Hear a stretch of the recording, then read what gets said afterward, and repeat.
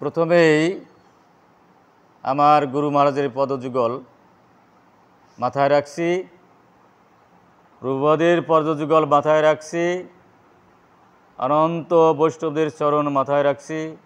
যারা সামনে আমার ভগবতী সাদৃশ্য মাতাজিরা রয়েছেন, তাদের চরণ মাথায় রাখছি। এখানে পাঠক সুরঞ্জন আছে, আরও অন্যান্য বিদগ্ধ পণ্ডিতরা আছে, তাদের চরণ মাথায় রাখছি। এখানে বর্তমানে যখনই কেউকে বলি আসো ভগবানের কথা শোনার জন্যে, এত যুদ্ধ চারিদিকে, এর মধ্যে কি মন টানে? এরকম আছে অনেকেই। বাংলাদেশ কি হয়, ভারত পাকিস্তান এবং ইসরায়েল, এবং এটা তো স্বচক্ষে দেখা যায়, এবং চোখে দেখা যায় না এমন যুদ্ধ চলছে। যেমন রাশিয়া আমেরিকা তো 24 ঘন্টা প্রায় যুদ্ধের মধ্যে লিপ্ত থাকে। এদের বলা হয় অস্ত্রে যুদ্ধ হয় না, কৌশলে যুদ্ধ হচ্ছে এদের। তো এখানে ভগবান শ্রীকৃষ্ণ তো যুদ্ধ করলেন, তাই না? আবার যুদ্ধ করতে নিষিদ্ধ করলেন। এখানে আবার দেখা যায় ধ্রুব মহারাজ যুদ্ধ করলেন এবং তাকে মনু তাকে নিষেধ করলেন যুদ্ধ করতে। হনুমান যুদ্ধ করে লঙ্কা পুরাই দিলেন। কোন ক্ষেত্রে আমরা যুদ্ধ করব আর কোন ক্ষেত্রে যুদ্ধ করব না, সেটা আমাদের বোঝা উচিত। কারা যুদ্ধ করবে আর কারা যুদ্ধ করবে না, এই সংসারে যে যুদ্ধ কখন আমরা থামাবো আর কখন যুদ্ধ করব, এই রাষ্ট্রে যুদ্ধ কখন আমরা যুদ্ধ করব কখন থামাবো, কে যুদ্ধ করবে কে যুদ্ধ করবে না, কোন পরিস্থিতি যুদ্ধ করা উচিত আর কোন পরিস্থিতি যুদ্ধ করা উচিত না, সেই বিষয় নিয়ে গীতা কি বলেছে, ভাগবত কি বলেছে, অতি সংক্ষেপে তার কিছু আমি বিবরণ দেব। এখানে আমরা জানি গীতার যে সবার মুখস্থ যে শ্লোকটা সবার আছে, 4th অধ্যায়ের 8 নম্বর শ্লোকটা সবার মুখস্থ আছে, এবং 7টাও আছে, তাই না? ওই যদা যদা হি ধর্মস্য গ্লানির ভবতি ভারত। হ্যাঁ, এটা আমরা সবাই, আমাদের প্রায় সবার মুখস্থ, তাই না? সবার মুখস্থ কথাটা। তো ভগবান শ্রীকৃষ্ণ অর্জুনকে একরকম যুদ্ধ করতে বাধ্য করলেন। প্রথমত অর্জুন যুদ্ধ করবে না, যে আমি ভিক্ষা করে খাবো, তবু যুদ্ধের মধ্যে যাব না। ক্ষত্রিয়ের ধর্ম হচ্ছে যুদ্ধ করা, সে যে যুদ্ধ না করতো সেটা তারা অপরাধ হয়ে যেত। তো এখন ব্যাপারটা হচ্ছে এই, আমরা এখান থেকে কি শিক্ষা গ্রহণ করতে পারি? এই যে শ্লোকগুলো গীতার 7 নম্বর শ্লোক, 4 অধ্যায়ের 7 নম্বর শ্লোক এবং 8 শ্লোকের উপর বলেছে, সেটা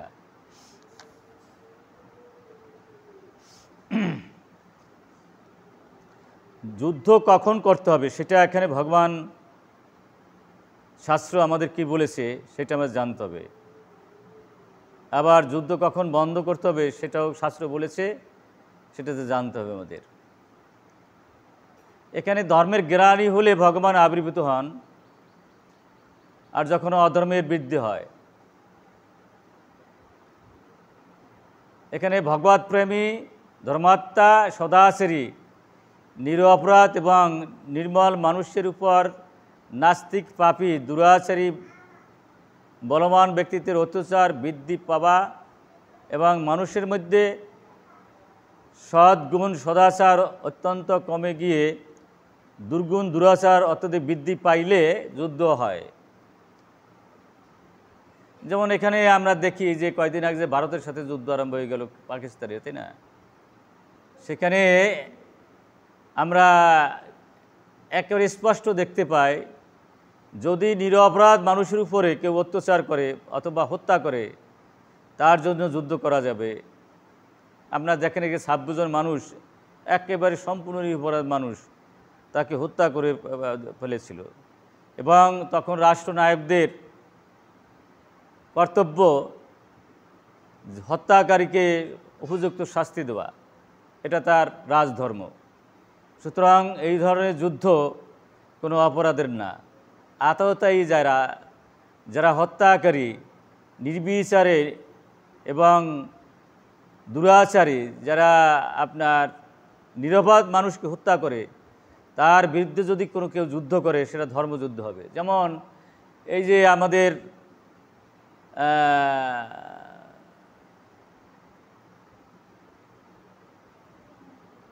হনুমান, তাই না, লঙ্কা পুড়ে দিল, তাই না, সেখানে মা সীতার তো কোনো দোষ ছিল না, তাকে হরণ করে নিয়ে গেল, তাই না।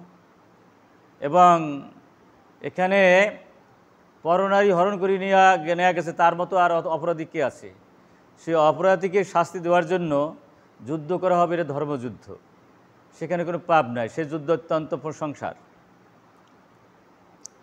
তবে ঘটনা হচ্ছে এখানে শাস্ত্র বলছেন, জীব যখন অনিত্য, উৎপত্তি ও বিনাশশীল প্রাকৃত পদার্থ থেকে সুখ পাবার ইচ্ছা পোষণ করে এবং সেগুলি প্রাপ্তির সুখী হয়, তখন তার পতন আরম্ভ হয়। এখানে যেমন ধরেন অনেক সময় আর যুদ্ধ আরম্ভ হয়ে যায় আত্মেন্দ্রিয় প্রীতি বাঞ্ছার জন্য, সেই যুদ্ধ কিন্তু কামনা না, সেই যুদ্ধ কিন্তু বন্ধ করতে হবে এবং সেই যুদ্ধ কখনো হতে দেওয়া যাবে না।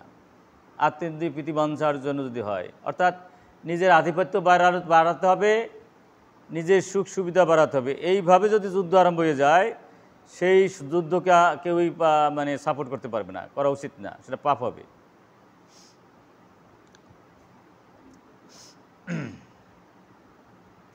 এখানে অধর্ম কখন বাড়ে এই জগৎ সংসারে? যখন আত্মেন্দ্রিয় প্রীতি বাঞ্ছায় জীব থেকে ওই ভোগ বস্তুর মধ্যে আসক্তি জন্ম থাকে, তাই না, তখনই অধর্ম শুরু হয়ে যায়। কিন্তু আত্মেন্দ্রিয় প্রীতি বাঞ্ছা ভুলে গিয়ে যে কৃষ্ণ ইন্দ্রিয় করতে পারে, তাহলে কিন্তু এটা ধর্ম হয়ে যাবে, যুদ্ধ ধর্ম হয়ে যাবে। যেমন হনুমান করেছে, তাই না। হনুমান যে লঙ্কা পুড়ে দিয়েছে, নিজের কোনো স্বার্থ ছিল?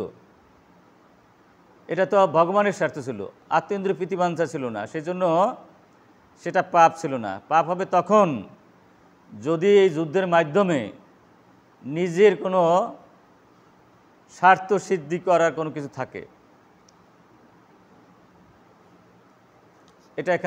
এটা শাস্ত্রে কিন্তু তাই বলেছে।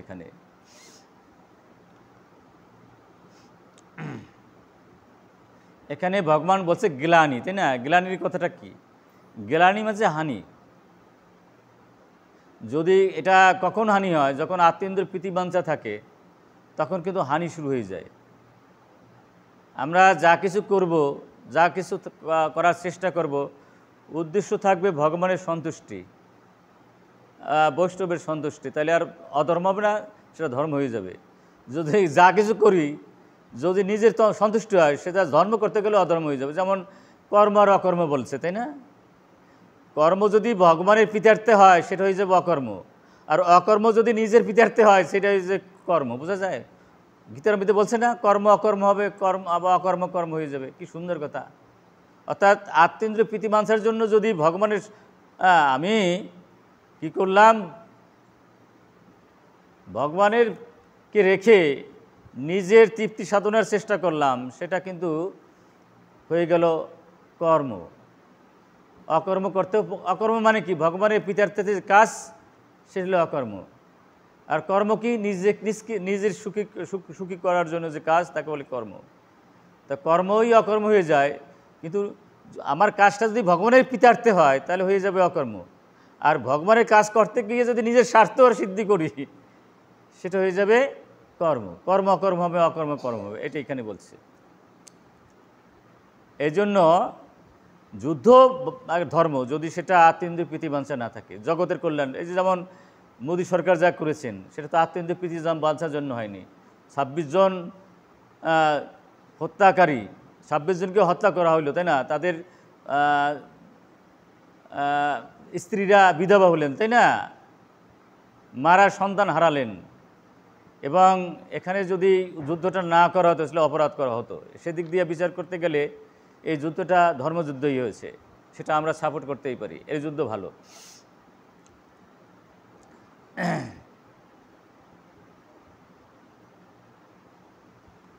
তা এখানে আমাদের কথা হচ্ছে ভগবান কেন সাধুদের রক্ষা করে? সাধুরা না থাকলে এই ধর্মই তো থাকবে না। সাধুরাই তো ধর্ম প্রচার করে নাকি? ওই যে প্রভুত্ব যদি এই জগতে না আসতো, তাই না, তাহলে কি ধর্ম এত সুন্দর প্রচার হতো? এই যে কোটি কোটি মানুষ পথ খুঁজে পেয়েছে, আমরা এত পেতাম? এই যে বড় সাধু আমরা পেতাম? প্রভু যদি গীতাটা না দিতেন, ধর্ম প্রচার না করতেন, আমরা এত সুন্দর পথ পেতাম? আর প্রভু যা দিয়েছেন এত সুন্দর জিনিস আর জগতে কেউ দিতে পারে না। অতি সুন্দর জিনিস দিয়েছে। এই জন্য এদের রক্ষা করার জন্যে ভগবান আবির্ভূত হন। এবং ইচ্ছা করলে ভগবান ওখানে বসেই পারেন, কিন্তু ভগবান চান যে তার ভক্তেরও মহিমান্বিত হোক, তাদের ভক্তের সুনাম স্বীকৃতি হোক। ভগবান ওখানেই বসেই পারতেন।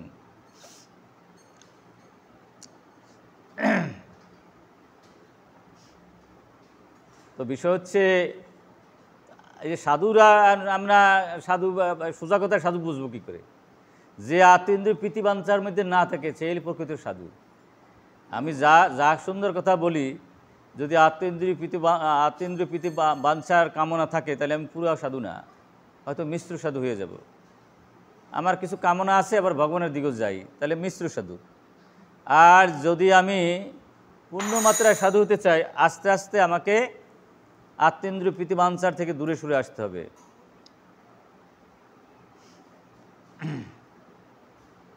আর ব্যাপারটা হচ্ছে কি, ওই ভাব রক্ষা হয় বড় জিনিস।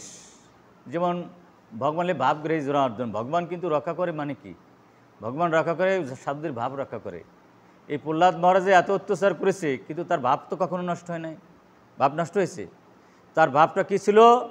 ভগবানই রক্ষাকর্তা, ভগবানই মালিক, ভগবানই কর্তা, এই ভাবটা সবসময় ছিল। এখন ব্যাপারটা হচ্ছে, আমরা যখন এই জড়জগতিক বস্তুতে গুরুত্ব দিই, তখন তার সাধুগুলি থাকে না, বুঝলেন? সমস্যা হলো সেইখানে।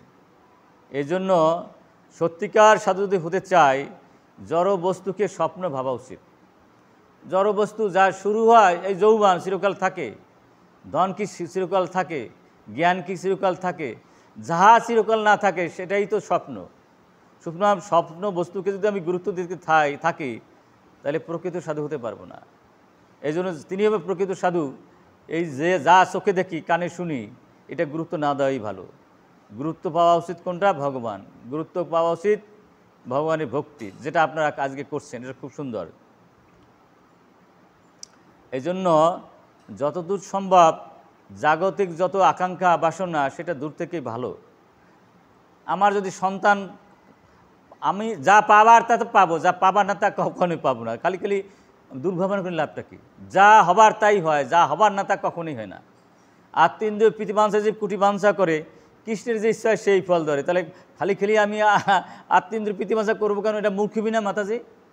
যা হবার তাই হবে, যা হবার না তা কখনোই হবে না। তাহলে সময় আমি খালি খালি আমি সময়টা অপচয় করবো কেন?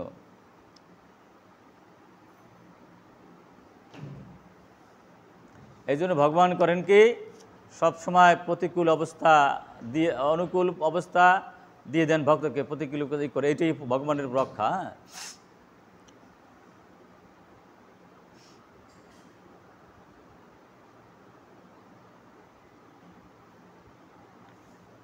বিষয় হচ্ছে, যারা আত্মেন্দ্রিয় প্রীতিবাঞ্ছায় থাকে, তারা কিন্তু সাধুদের, যেমন ধরে এই যে হিরণ্যকশিপু, তাই না, সে তো ভাবছে কি, স্বর্গমত পাতাল ত্রিভুবন আমি জয় করেছি, আমি একটা ভগবান হয়ে যাবো, তাই না? দিনকে রাত্রি করতে পারি, রাত্রিকে দিন করতে পারি। বসন্তকালে যেগুলো হতো সব সময় সেইগুলোতে ফসল ফলাতো, তাই না? এবং এটা আসে থেকে, আমি আমার ভাব থেকে এগুলো আসে। যখন নিজকে খুশি করতে চাই, তখনই পাপ করা আরম্ভ হয়ে যায়। যদি ভগবানকে খুশি করতে চাই, তাহলে কখনো পাপে আমাদের নিমজ্জিত হতে হবে না। যে ব্যক্তি কামনায় অতি বৃদ্ধিকালে মিথ্যা, কপটাচার, ছল, বিশ্বাসভঙ্গ ইত্যাদি দুর্গুণ দুরাচার ব্যাপৃত থাকেন, যে ব্যক্তি নিরপরাধ সদ্গুণী সদাচারী সাধুদের উপর অত্যাচার করে, যে অন্যের অহিত করার কাজে ব্যাপৃত হয়, সে প্রকৃতি এবং নিবৃত্তি কী তা জানে না। ভগবান বেদাদি শাস্ত্রের বিরোধিতা করাই যাদের স্বভাব, এরূপ অসুর স্বভাবযুক্ত হয়ে বদ আচরণ করা মানুষের দুষ্কৃতির লক্ষণ।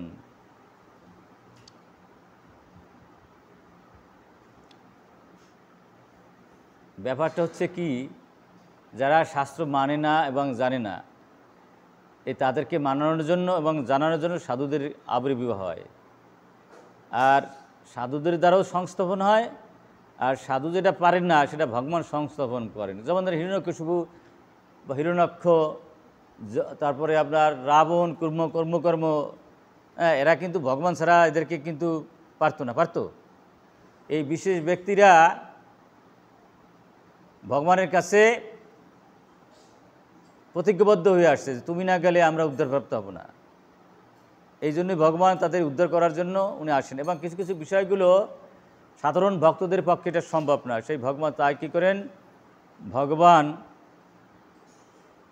সম্যকভাবে স্থাপন করেন।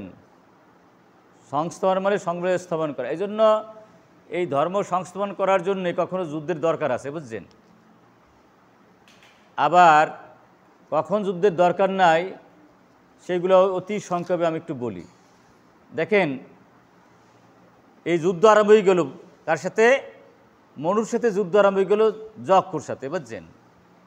তার মনুর মতো, আচ্ছা, এই যে ধ্রুবর মতো এত বড় ভক্ত তার জগতে কেউ ছিল না, কারণ তার লোকে ধ্রুবলোক দিয়ে দিয়েছে। চারটেখানি কথা, ব্রহ্মলোক ধ্বংস হয়ে যাবে কিন্তু ধ্রুবলোক ধ্বংস হবে না। তো এত বড় ভক্ত যদি যুদ্ধ করে, তাহলে আমাকে যুদ্ধ করতে সমস্যা কি? উনি তো ক্ষত্রিয় ছিল, তাই না? এবং যারা রজগুণী আছে তারা যুদ্ধ করবে, তারা তমগুণী থাকে যুদ্ধ করতে জানেও না, তো যুদ্ধ করবে কীভাবে? এবং যদি এই যুদ্ধ ধর্মযুদ্ধ হয় সেটা খুব ভালো, কিন্তু আত্মেন্দ্রিয় প্রীতিবাঞ্ছার জন্য যদি হয় সেটা খারাপ, সেটা বন্ধ করতে হবে। এবং সেই কথাই এখানে বলা আছে। ব্যাপারটা হচ্ছে এই, ধ্রুব মহারাজ রে এটা নারায়ণের অস্ত্র পাইছিল, বুঝলেন। এবং ঘটনাটা কি হচ্ছে জানেন, এই যুদ্ধ তো আরম্ভ হয়ে গেল, এমনভাবে মায়া সৃষ্টি করছে যক্ষরা, বুঝলেন। মনে হয় যেন লক্ষ কোটি ব্রহ্মাণ্ডের সমুদ্রের তুফান এসে সব কিছু ভেসে নেবে, লক্ষ কোটি ব্রহ্মাণ্ডের এসে আপনার ধুলিবালি এসে সমস্ত বিশ্বকে উড়াই নিয়ে নেবে, এরকম ভাব। তখন দেবতারা, ঋষিরা, মুনিরা দেখলো এবার তো দুর্বল পরাজয় অনিবার্য। তখন নারায়ণ অস্ত্র ছিল তার হাতে, সেই নারায়ণ অস্ত্র ছেড়ে দেওয়ার সাথে সাথেই মায়া কেটে গেছে। তো বিষয়টা হচ্ছে কি, আমাদেরও মায়ের হাত থেকে রেহাই পাবো। দৈবস্যা গুণময়ী মমমায়া দূরত্বা মামাজে প্রবদান্তে মায়া মে তং ত্রন্দিত। আমরা যদি, আমাদের বড় অস্ত্র হচ্ছে কি ষোলনাম 32 অক্ষর, আমাদের বড় অস্ত্র হচ্ছে কি সাধুসঙ্গ, আমাদের বড় অস্ত্র হচ্ছে ভাগবত। এইটাই যদি আশ্রয় যায় তাহলে আমরা এই মায়ার হাত থেকে রেহাই পাবো। বোঝা যায় বড় গোসাই? এই কথাই বলা হচ্ছে। আমরা তো দূর মরার মাঝে ওরকম নারায়ণ অস্ত্র পাবো না, আমাদের আছে 16 নাম 32 অক্ষর, আমাদের হাতে আছে গীতা, আমাদের হাতে আছে সাধুসঙ্গ। এটা যদি করি আস্তে আস্তে আমরা মায়ের হাত থেকে রেহাই পাবো, তাহলে আমাদের এই দেবর দুর্লভ মানব জন্ম সার্থক হবে। আমরা 80 লক্ষ জন্মরূপে মানব জন্ম পেয়েছি, আবার যদি জন্ম হয় তিতাব জ্বালা জন্ম মৃত্যু জরাবেদি, হায় রে পুরো কপাল, তাই না? এখানে আমরা কেউ শান্তিতে নাই আছি, এবং এখান থেকে যদি উদ্ধার প্রাপ্ত হতে পারি, বৈকুণ্ঠ যেতে পারি বা গোলক, এটা আমার সবচেয়ে বড় পাওয়া হবে, তাই না? এবং এই জন্যই যে নারায়ণ অস্ত্র দিয়ে সেই মায়া থেকে মুক্তি হচ্ছে। আমাদের নারায়ণ অস্ত্র হচ্ছে 16 নাম 32 অক্ষর, আমাদের নারায়ণ অস্ত্র হচ্ছে ভাগবত, গীতা, বেদবন্ধর সংগীতা। এগুলা যদি থাকে তাহলে সব ঠিক আছে। এখানে এই যক্ষদের রাজধানী ছিল অলকাপুরী, বুঝলেন। এটা ধ্রুব আক্রমণ করে ফেলেছে। সমস্যা কি, এখানে ধ্রুবর বাইরে মারছে, একজন যক্ষকে মারছে। এখন এই একজন ভাইয়ের পরিবর্তে লক্ষ লক্ষ নিরপরাধ যক্ষ তো মারতে পারে না, পারে? তোমার একটা ভাইরে মারছে, এদিক দিয়ে মুদি বা কাজটা ভালো করেছে, বেশি একটা মানুষ মারে নাই। যারা সন্ত্রাসী ছিল তাদেরকে মারছে, এই হিসাবে মুদিরে ধন্যবাদ দেওয়া যায়, বুঝলেন। এবং বিশ্বে আমরা হিন্দু হই, মুসলমান হই, খ্রিস্টান হই, আমার ঘরেও যদি সন্ত্রাসী আমার সন্তানরা হয়, তাহলে কি আমি শান্তিতে থাকতে পারবো? এবং একবার তো সন্ত্রাসী না, এই যে নেপালের সন্ত্রাসী, তার বাপরে বাইরে মায়েরে মেরে ফেললো, তাই না? নিজের ছেলে বাবারে মেরে ফেলছে, বাইরে মেরে ফেলছে, বোন মেরে ফেলছে, তাই না? তাহলে সন্ত্রাসী সে যে জাতেরই হোক, যে ধর্মের হোক, সে যদি থাকে তাহলে কি শান্তিতে থাকতে পারবো? এই জন্য সন্ত্রাসী নিধন হোক, সন্ত্রাসী মুক্ত বিশ্ব হোক, এটা আমাদের সবাই চাওয়া উচিত, তাই না? সেখানে যেখানেই হোক না কেন। এখন বিষয়টা হচ্ছে এই, এত বড় যুদ্ধ হয়েছে, লক্ষ লক্ষ কোটি কোটি মানুষ নিধন হয়ে গেছে, বুঝছেন? ইচ্ছা করলে যুদ্ধ করা যাবে না। হঠাৎ করে দেখলেন মনু যে আমার বংশধর ধ্রুব, সে যদি এই কাজটা করে, সাধুই, আর সাধুর তো এই কাজ করা ঠিক না, লক্ষ লক্ষ মানুষ মেরে ফেলানো, তাই না? জীব মেরে ফেলানো। তখন বলছে এই যুদ্ধ বন্ধ করো, তোমার অধিকার ছিল যে অপরাধ করছে তাকে নিধন করা, যে অপরাধ করে নাই তাকে তো তুমি নিধন করতে পারো না, সুতরাং তুমি এই যুদ্ধ বন্ধ করে দাও। ঘরে যুদ্ধ হয়, পড়শি যুদ্ধ করে, গ্রামে যুদ্ধ হয়, তাই না? শহরে যুদ্ধ হয়, একটা রাষ্ট্রে যুদ্ধ হয়, বিশ্বে যুদ্ধ হয়, কিন্তু সেই যুদ্ধ যদি উদ্দেশ্য থাকে কল্যাণ, সকলের কল্যাণ, সেই যুদ্ধ ধর্ম। কিন্তু যদি নিজের আত্মেন্দ্রিয় প্রীতি, কোনো রাষ্ট্রনায়ক করে যদি স্বার্থসিদ্ধি হয়, কোনো পড়শি যদি স্বার্থসিদ্ধি হয়, কোনো বাড়ির কর্তা যদি স্বার্থসিদ্ধি হয়, কোনো স্ত্রী যদি স্বার্থসিদ্ধি হয়, কোনো স্বামীর যদি স্বার্থসিদ্ধি হয়, কোনো পুত্র যদি স্বার্থসিদ্ধি হয়, সেটা কিন্তু অপরাধ, বোঝা যায়? সেই মারামারি, সেই কলহ করা যাবে না। যদি কলহর মধ্যে সকলের কল্যাণ হয়, জগতের কল্যাণ হয়, সেটা ধর্ম। সেই সমস্ত কলহ, সেই সমস্ত যুদ্ধ করা যাবে, তাই না? বলছে তুমি ধার্মিক, বিশেষ করে তুমি আমার বংশধর, তুমি যুদ্ধ করতে পারো না। যে যুদ্ধে লক্ষ লক্ষ সৈন্য মারা যাচ্ছে, লক্ষ লক্ষ নিরপরাধ জীব নিহত হচ্ছে, সুতরাং সেই জীবকে তুমি হত্যা করতে পারো না, সেটা তোমার ধর্মযুদ্ধ না। যেখানে সাধারণ মানুষ নিহত হবে সেটা কোনো ধর্মযুদ্ধ মধ্যে পড়ে না, সুতরাং তুমি এই যুদ্ধ বন্ধ করো। এই জন্য যদি দেখা যায় সাধারণ মানুষের নিহত হয়, বিশেষ করে নারী এবং শিশুদের যেখানে নিহত হবে, সেটা কোনো যুদ্ধের মধ্যে পড়ে না। এই জন্য আমাদের লক্ষ্য রাখতে হবে, আমরা ইচ্ছা করলেই গ্রামে, বাড়িতে, ঘরে যুদ্ধ পাতায় দিতে পারি না। আমাদের বলছে যে কথার মধ্যে জগতে সংসারে কল্যাণ না হবে, যে কলহের মধ্যে সংসারের সুখ না আসবে, সকলের সুখ না আসবে, শুধু নিজের অভিমান, আকাঙ্ক্ষার এবং প্রতিফলন হবে, সেটা কিন্তু অপরাধ হয়ে যাবে। এই জন্য যখন তখন কলহ করা যাবে না, ঝগড়াঝাটি করা যাবে না, যুদ্ধ আদি করা যাবে না। সে সংসার হতে পারে, রাষ্ট্র হতে পারে, ইউনিয়নে হতে পারে, জেলায়, উপজেলায়, যে কোনো সব জায়গায়, এটা একটু সব জায়গার কথাই বলছে প্রভু এখানে। বলছে এই অবস্থায় যদি জল কল্যাণ না হয়, দেশের কল্যাণ হয়, তাহলে কি হতে হবে? তিতিক্ষয়া, অত্যন্ত সহনশীল হয়ে হতে হবে। আবার করতে হবে করুণা করতে বলতেছে। ভাগবতের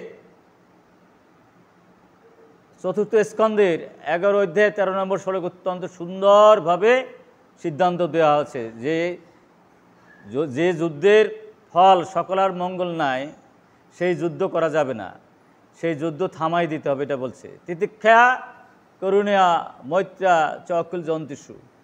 এখানে বলছে যারা ক্ষত্রিয় আছে তারা যুদ্ধ করবে, কিন্তু সাধুরাকে যুদ্ধ করবে না।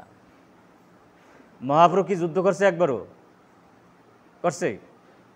ভগবান যারা ক্ষত্রিয়, অনেক সময় বলে যে তোমরা সাধুরা হরেকৃষ্ণ কও, তোমাদের ভগবান তো যুদ্ধ করেছে, তাই না?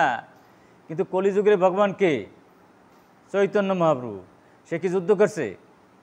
সে আমাদের কি শিখিয়ে দিয়েছে? ত্রিদেবী সরিষা তরুণী সহিষ্ণু অমন মান্দন কিন্তু নিয়া সদাহরি। আমরা যারা কলিযুগের সাধু হয়েছি, আমরা কিন্তু যুদ্ধ করতে পারি না, আমরা কোনো রাজনীতিও করতে পারি না, এবং সেটা আমাদের জন্য সম্পূর্ণভাবে রাজনীতি নিষিদ্ধ। আমরা যারা ইস্কনের সাধু আছি, সমস্ত বিশ্বে আমার প্রবোধ নিষেধ করে গেছেন, আমার ভক্তরা কখনো রাজনীতিতে অংশগ্রহণ করতে পারবে না। আমরা হব ভগবানের সেবক, আমরা কেন মায়ার সেবক হব, তাই না? যারা রাজনীতিবিদ তারা হয়তো রজগুণে আছে, নয়তো তমগুণে আছে, তাই না?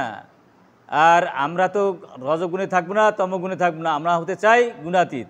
যদি গুণাতীত হতে চাই তাহলে আমাদের তিতিক্ষা হতে হবে এবং করুণে হতে কী করতে হবে? করুণ হতে হবে, কৃপা না। করুণ মানে কি? না চাইতেই সবাইকে, যে আমার ক্ষতি করে তার উপকার করতে হবে, করুণা।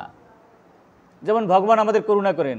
ভগবানের যারা গালিগালাজ করে এবং মারতেও যায়, যেমন পুতনা মারতে গেছিল, তাকে মাতৃগতি দিয়ে দিল। শিশুপাল দন্তবক্র সারা জীবন তাকে নিন্দামন্দ করেছে, তাকে মুক্তি দিয়ে দিল, তাই না? তাই না? এরকম ঠিক আমরা যারা সাধু লাইনে যাব, আমাদের তো কিন্তু ওই রকম হতে হবে। আমাদের যারা দুঃখ কষ্ট দিল, মনে করতে হবে আমার সে কর্মফল নিয়ে গেছে। কত সুন্দর! যে আমাকে দুঃখ কষ্ট দিল সে আমার কর্মফল নিয়ে গেছে। সাধুর এরকম ভাবনা থাকতে হবে। এই জন্য আমার গুরু মহারাজ এটা আমাদের শিক্ষা দিয়ে গেলেন। যার গলাটা গুরু মহারাজে কেটে দিল, তার মৃত্যু হয়ে গেল, বন্ধ হয়ে গেল তার। বলছে তুমি আমার মহা উপকার করেছো, আমার জন্মজন্মের যে কর্মফল ছিল সেটা তুমি নিয়ে নিছো। কি সুন্দর! তারকে মাফ করতে দিলেই, এবং কি করে দিলেন? তার দীক্ষা পর্যন্ত দিয়ে দিলেন। এখানে বলছে চকুল জন্তুসুর সমর্থন সর্বাত্মা। কি সুন্দর কথা বলছে। জগৎ সংসার একটা বডি, আমরা কিন্তু এই জগৎ সংসার আমরা একটা বডি কিন্তু। কারণ হচ্ছে এই জগৎ সংসার যত জীব, ভাগবত বলছে জগৎ যত জীব সবাই একটা বডি। একটা বডি হলে একটা দাঁতের সাথে জিব্বার কামড় লাগতেই পারে, তাই না? তাহলে কি জিব্বা আমরা টেনে ফেলাই দেব? এই জন্য বলছে তোমরা সবাইকে সমাজ্ঞানে করো এবং যে কোনো ভুলে সবাইকে ভালোবাসো। যদি তুমি অন্যের দুঃখে দুঃখিত হও, অন্যের সুখে সুখে হও, আমি ভগবান তোমার পর প্রসন্ন হব। কারণ ওই জীব যার পর তুমি প্রসন্ন হচ্ছ, তুমি কত অপরাধ করো, তুমি যদি তাকে ক্ষমা করে দাও, তোমারও শত অপরাধ আমি ক্ষমা করে দেবো। হরে কৃষ্ণ! আমি যদি অন্যের অপরাধ ক্ষমা না করি, ভগবান আমার অপরাধ ক্ষমা করবে? আমি যদি অন্যের উপর প্রসন্ন না হই, ভগবান কি আমার উপর প্রসন্ন হবে? এই জন্য বলছে তুমি যদি অন্যের উপরে প্রসন্ন থাকো, আমিও তোমার উপর প্রসন্ন হয়ে যাব। কি সুন্দর কথা বলছে, দেখছেন? এই জন্য আমরা যদি সত্যিকার অর্থে এই দেবরদুল্লাভ মানব জন্ম সার্থক করতে চাই, কে কত অত্যাচার করলো, কে কত দুঃখ দিল, এগুলো ভুলে গিয়ে সকলার সুখের কামনা করা উচিত, সকলার মঙ্গল কামনা উচিত। এটা সাধুর কাম। যুদ্ধটা করবে যারা রজগুণী আছে, তাই না? নাকি সাধু? আমাকে কি যুদ্ধর কাজ? আমার ভগবানের প্রেম পাওয়া, প্রেম প্রয়োজন, তাই না? সাধুর কাম যুদ্ধ করে না, সাধুর কাম রাজনৈতিক বক্তৃতা দেওয়া না। তাইলে তো জেলে যাই আবার আটকা থাকতে হবে, তাই না? সমস্যা হলে সাধু এই কথা বলছে প্রভুত কখনো? গুরু মহারাজ বা ইস্কনের কোনো সাধু বলছে তুমি রাজনৈতিক বক্তৃতা দাও, তাহলে তো তুমি আটকা পড়বা? এটা কি কেউ আটকায়? ভগবানই আটকাই দেয়, তাই না? ভগবানের আইন না মানলে ভগবানে আটকাই দেয়, এলো বিষয়। এই যে আচ্ছা, এজ এ হোল, আজ এ হোল না, সে চিন্ময় বহু আর আমি যেই হই, যদি রাজনীতি বক্তৃতা দিই আমরা ধরা খাবো। আচ্ছা, যদি দিয়ে থাকে, আসতে তুমি কথা বলো না। এখন যদি কেউ দিয়ে থাকে, শোনেন, চিন্ময় বলে না, আমি বলি না, যদি কেউ কষ্ট পায়, যার যার কর্মফল। ভাববেন না যে অনেক কেউ দুঃখ দিতে পারে। আত্ম ইন্দ্রিয় প্রীতিবাঞ্ছা জীব কুটি বাঞ্ছা করে কৃষ্ণের যে ইচ্ছা সেই ফল ধরে।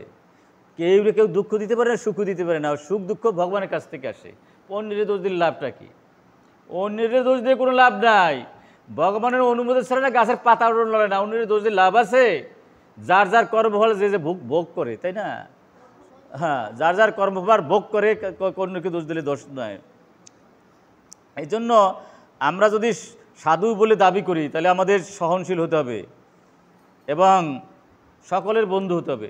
যদি আমি সকলের বন্ধু হই, তাহলে আমার কেউ আক্রমণ করবে না এবং কখনো কেউকে শত্রু ভাবা যাবে না, এটাই বলছে। এবং সর্ব অবস্থায় শান্ত থাকতে হবে। কারণ কি, আমার যে দুঃখ কষ্ট, এটা আমার পূর্বজন্মের কর্মফল, আমি কেন অশান্ত হব? বোঝা যায় না? এই গীতাই বলছে যদ ইচ্ছে লাভ সন্তোষ দ্বন্দ্বিত বিমর্ষর। তোমার জন্য যা বরাদ্দ আছে তাই তুমি পাবা, তাই না? অন্যের জন্য যা বরাদ্দ সে অন্য পাবে। তা অন্যটা দেখিয়ে তুমি হাউতেজ করে লাভ আছে কিছু? কোনো লাভ নাই। এই জন্য ভগবান মনু বলতেছে, দেখো রে বাপ, তুমি সর্ব অবস্থায় এই অবস্থায় থাকো। যদি একটা লোক তোমার ভাইরে মারছে, তার মানে এই না তার জন্য তুমি সমস্ত সবাইরে মেরে ফেলবা, তাই না? এটা কি হবে? যে পাপ করছে, যে অন্যায় করছে, তাকে তুমি শাস্তি দাও নাকি? মোদি কাজটা ভালোই করছে, কিন্তু হাজার হাজার লক্ষ লক্ষ কোটি কোটি মানুষ মারতে পারতো না? তা না করে কি করেছে? ওই সন্ত্রাসী যারা ছিল, যারা অপরাধী ছিল, তাদের মারার চেষ্টা করছে। তার পরিপ্রেক্ষিতে হয়তো 2-1 মানুষ অনিচ্ছাকৃতভাবে গিয়েছে, এটা হয়তো তাদের কর্মফল ছিল। হ্যাঁ, এটা গেছে, এটা কিন্তু দোষের কিছু করেনি, এটা অনিচ্ছাকৃতভাবে হয়েছে, অনিচ্ছাকৃত, এটা অপরাধ হয়নি। সুতরাং আমরা যদি ভগবানকে প্রসন্ন করতে চাই তাহলে সবাইকে ভালোবাসতে হবে, এবং আমার নিজের কথা ভুলে গিয়ে সবারই যাতে মঙ্গল হয় সেই কাজটা করতে হবে, তাই না? আর সবচেয়ে বড় মঙ্গল হবে যদি সাধু কথা বলে শুনাই দেয়, তাই না? ভগবান নিজেও বলছেন যে কোটি ব্রহ্মাণ্ড দিলে জানা হবে তার তা বেশি হবে, মুহূর্তকাল যদি আমার কথা শুনাই দেয়, হরে কৃষ্ণ। মৃত্যুর সময় তো সে কিছুই নিতে পারবে না, কিন্তু যতটুকু সময় আমার কথা শুনবে সেটা অক্ষয় হয়ে যাবে, যে দুটো সকালে শুনবে তার তা কোটি কোটি কোটি গুণ বাড়াই দেবো, হরে কৃষ্ণ। তাহলে ভগবানের কি সুন্দর জিনিস, তাই না? তাহলে ভারতবর্ষে জন্ম হইল যার, জন্ম সার্থক করি পরোপকার। শ্রেষ্ঠ উপকারটি হবে যদি জীবকে ভগবানের ধামে পৌঁছানো যায়, তাই না? যদি অনুক্ষণ আমার হৃদয়ে ভগবানের স্মৃতি জাগরুক রাখতে পারি। আর সাধুসঙ্গ না থাকলে হবে না গোসাই। যত গীতা ভাগবত আর যত পণ্ডিত্য দেখি, সাধুসঙ্গ না থাকলে ওই কামনার হাত থেকে, অহংকারের হাত থেকে, মায়ার হাত থেকে রেহাই পাওয়া যাবে না। এই জন্য নরোত্তম দাস ঠাকুর খুব সুন্দর করে বলছেন, মায়ারে করিয়া যায় সারানো না যায়, সাধুগুরু কৃপা বিনা না দেখি উপায়। যত সুন্দর কথা বলি, যদি সাধুর কৃপা না হয়, বৈষ্ণবের কৃপা না হয়, মায়ের হাত থেকে রেহাই পাওয়া যায় না। এই জন্যই যে আপনারা অত্যন্ত ভালো কাজ করছেন, এই আজকে অত্যন্ত মহালগ্নে মহাশুভক্ষণে এসে এই সাধুর সঙ্গে এসে এই ভগবানের কথা শুনছেন। আমরা কত ভালো লাগে, ভগবানের কাছে, পৃথু মহারাজের কাছে ভগবান আসলো, বলে তুমি বর চাও। বললেন যে আমি ব্রহ্মাণ্ড চাই না, আমি বৈকুণ্ঠও চাই না, আমি গোলক বৃন্দাবনও চাই না, তোমার যদি দিতে হয় এই বর দাও, আমি যেন তোমার শুদ্ধ ভক্তের পক্ষে তোমার কথা অনুগ্রহ শুনতে পারি, হরে কৃষ্ণ। প্রহ্লাদও সেই কথা বলল, ধ্রুবও সেই কথা বলল, প্রচেতারও সেই কথা বলল না কিনা? সবাই কিন্তু এক কথা বলল। কিন্তু আমি মূর্খ, আমার কিন্তু রুচি আসে না, আমার কিন্তু ভালো লাগে না, তাই না? ভালো কথা ভালো লাগে না, হালকা কথা ভালো লাগে, যে কথা চাটুল কথা, তাই না? চাটুল কথা ভালো লাগে, কিন্তু তত্ত্ব কথা আমার ভালো লাগে না, কারণ আমার তো পেটে গণ্ডগোল, নাকি? পেটে গণ্ডগোল হলে ভালো কথা কি ভালো লাগবে? গীতাও বলছে যাহা বিষ তাহা লাগে অমৃত, আর যাহা অমৃত তাহা লাগে বিষ। এখানে যদি বড় কোনো শিল্পী এসে না জড়জগতের গান আরম্ভ করে দিত, তাহলে পুলিশে থামাইতে পারতো?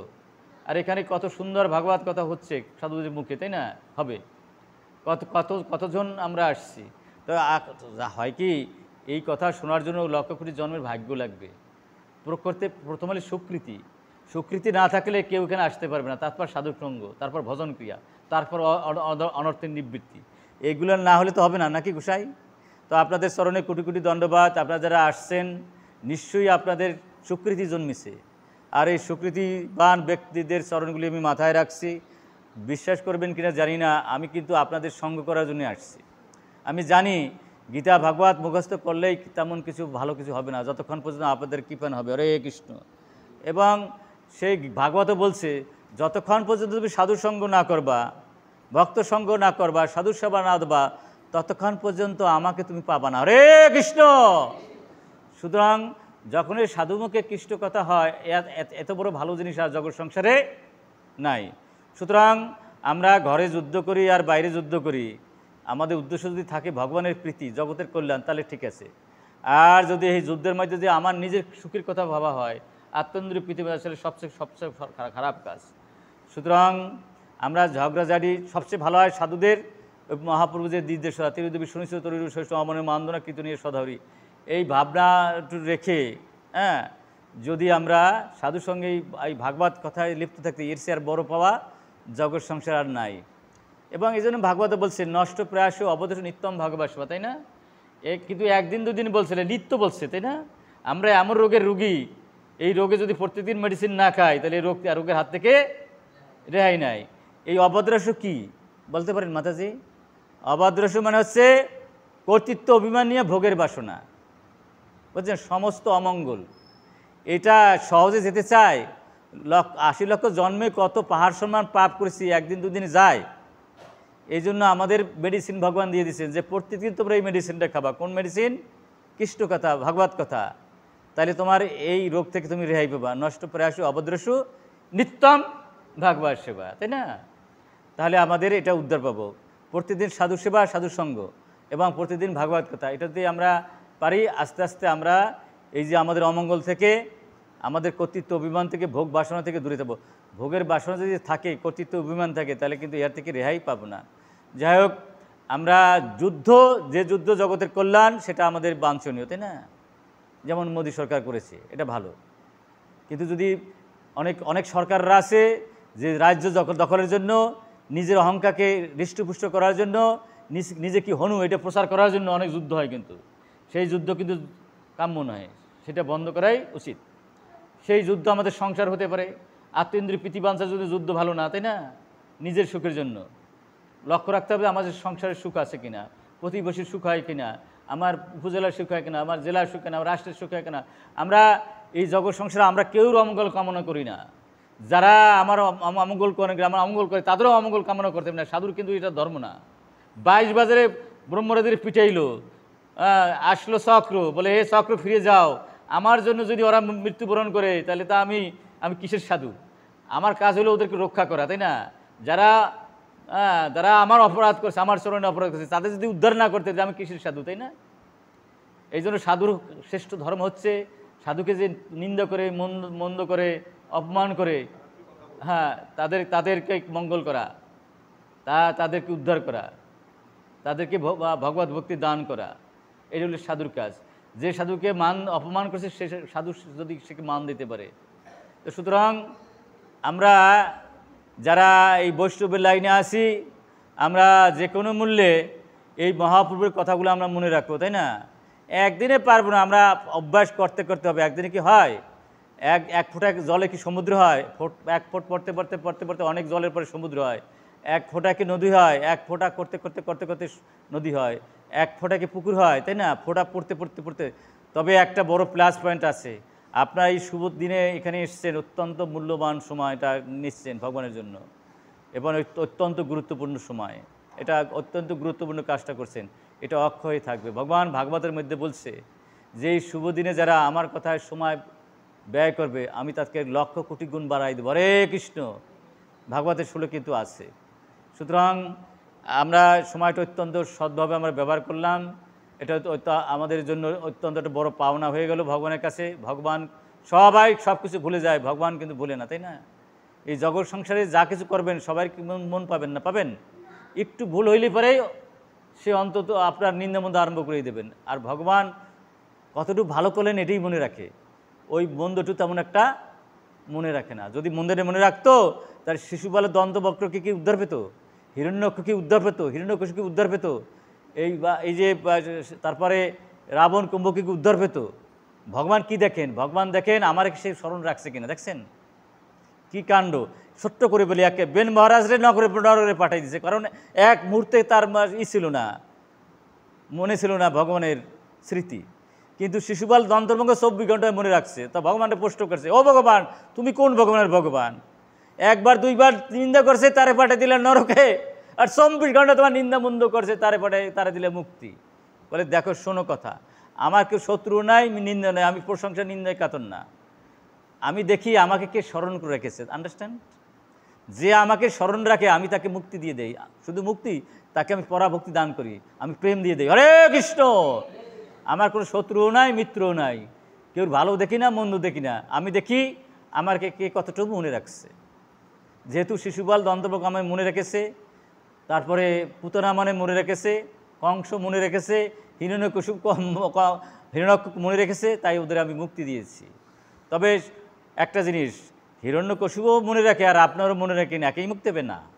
হিরণ্যকশিপু, হিরণ্যাক্ষ এরা ঈশ্বর সাহায্য পর্যন্ত পাবে, বড় জোর সাহায্য মুক্তি পাবে, অথবা ঈশ্বর সাহায্য। আর ভক্ত যদি ভগবানের মনে রেখে মুক্তি পেতে পারে, সে কী পাবে? সেই গোলক বৃন্দাবনে যাবে, প্রেম পাবে, এবং সেই মুক্তি সর্বশ্রেষ্ঠ। তার সাথে তুলনা হবে না। অসুরের মুক্তি আর ভক্তের মুক্তির সাথে তুলনা হবে না। একটা অনুকূল ভজন, একটা প্রতিকূল ভজন, তাই না? আমরা এই প্রহ্লাদের মুক্তি আর প্রহ্লাদের বাবার মুক্তি এক হবে না কিন্তু, কারণ তারে মুক্তি দিয়েছে, যেহেতু সে সবসময় কোথায় তোমার কৃষ্ণ, কোথায় বিষ্ণু, কোথায় বিষ্ণু, 24 ঘন্টা বিষ্ণুর স্মরণ করেছিল, তাই তাকে মুক্তি দিয়েছে। কিন্তু প্রহ্লাদে তো মুক্তি দিয়েছে কি এক মুক্তি, দুমুক্তি এক হবে তা না, কিন্তু বিমুক্তি পাবে। প্রহ্লাদ পাবে বিমুক্তি, বিশেষ মুক্তি। সেই মুক্তিটা কি? সেই ভূমিষ্ঠ হয়েছে গোলক বৃন্দাবনে গিয়ে ভগবানের প্রেম সেবার অধিকার পাবে, তাই না? প্রেমের অধিকার পাবে কে? প্রহ্লাদ মহারাজ। আর হিরণ্যকশিপু কী পাবে? সাজুজ্য মুক্তি পাবে, অথবা ঈশ্বর সাজুজ্য পাবে। এটুকু আমাদের বুঝতে হবে। সেই জন্য আমরা আর একটা সমস্যা আছে, আমরা কিন্তু হিরণ্যকশিপু হতে পারবো না প্রভু। কারণ ওরা হিরণ্যকশিপু তো কোটি কোটি, আমাদের সে হাজার কোটি জন্মের চেয়ে বড়, তাই না? তারা তো জয় বিজয় ছিল, ভগবানের পার্শ্বদ। কেউ যদি মনে করে যে আমরা যে সারা জীবন পচা কাম করতেই থাকবো, ভগবান এসব উদ্ধার করে হবে? কোনোদিন আসবে না। আমাদের আসবে কিন্তু শয়তান, শয়তান এসে আমাদের নিয়ে যাবে, তাই না? আমাদের কিন্তু নরকে যেতে হবে।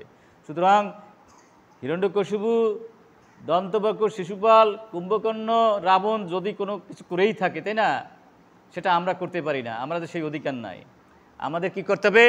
বৈধি নিয়ম পালন করতে হবে, তাই না? ভাগবত গীতায় যা আছে সেগুলো জেনে আমাদের জীবন দিয়ে আচরণ করতে হবে। আর কখনো আমরা আমরা বিনা কারণে কেউ সাথে দ্বন্দ্ব করব না, কলহ করব না, যুদ্ধ করব না, তাই না? যদি সেই কলহের মধ্যে জগতের কল্যাণ হয়, যেমন কলহ করতে পারি, ভক্ত হয়ে যাও, এই নিয়মগুলো পালন করো, একাদশী করো, নাম জপ করো, এইভাবে আমার সন্তানদের বলতে পারি, তাই না? এভাবে যদি কলহ হয় ভালো, ভগবানের যুক্ত হয়ে যাও, এভাবে যদি কলহ হয় ভালো, প্রসাদ খাও, এটাও যদি ভালো হয় ভালো, নাম জপ করো, এভাবে যদি হয় ভালো, তাই না? কিন্তু নিজের আত্মীয় প্রীতি বাঁধার জন্য যদি কোনো কলহ আরম্ভ করে দেই, তাহলে কিন্তু আমার রেহাই হবে না। কারণ ওই যে আমার সন্তান, এও কিন্তু আমার ভগবানের সন্তান। আমার সন্তান পেলে কিন্তু আমার সন্তানের যদি হত্যা করি, আমার ফাঁসির কাছে ঝুলতে হবে না? সুতরাং আমি আমার সন্তান বলেই যে আমি আমার নিজের ইচ্ছা পূরণ করব, আমার ইচ্ছা সাফাই দেবো, তা কিন্তু হবে না। এই জন্য অনেক সময় বলে যে প্রভুদের সন্তানগুলো কেন সবগুলো ভক্ত হলো না? প্রভু তো কি এটা কি গাওয়াগুজি করবে? এটা ভগবানের ইচ্ছা লাগবে না? আত্ম ইন্দ্রিয় প্রীতি, ভগবান প্রভু তো কখনো কেউ উপর জোর সাফাই দেয় না যে তোমার ভক্ত হইতেই হবে, নাহলে তুমি আমার বাড়িতে থাকবে না। এটা কি হচ্ছে? এটা ওর সাফানো, এটাও একটা অন্যায়, তাই না? ওর স্বীকৃতি নাই, ওর জন্মজন্মের স্বীকৃতি নাই, তো ভক্ত হবে কি করে, তাই না? যার স্বীকৃতি হয় তার অসুরের সন্তানও ভক্ত হয়ে যায়। আর যদি স্বীকৃতি না থাকে, ভক্তের ফলাও ভক্ত হইতে পারবে না, তাই না? ভক্তের সন্তানও ভক্ত হতে পারবে না। সেজন্য কি বাপের দোষ? সেখানে প্রভুদের দোষ? এটা যার যার কর্মের দোষ। সুতরাং কেউকে দোষ দেওয়া যাবে না যে অমুক ভক্ত তাই ওনার ভক্ত হইল না কেন, নাকি এটা বলা যাবে? ও তো হিরণ্যকশিপু এত বড় অসুর, তার ছেলে ওইগুলো ভক্ত, তাই না? আবার আমার প্রভুদের এত বড় ভক্ত, তার সব সন্তানগুলো ভক্ত হতে পারলো না, নাকি? তাহলে কি এটি প্রভুদের দোষ? যার যার পূর্বজন্মের স্বীকৃতি, তার স্বীকৃতি নাই, হয় নাই। আবার অনেক ভক্তের ছেলে দেখা যায় ভক্ত না, তাই না?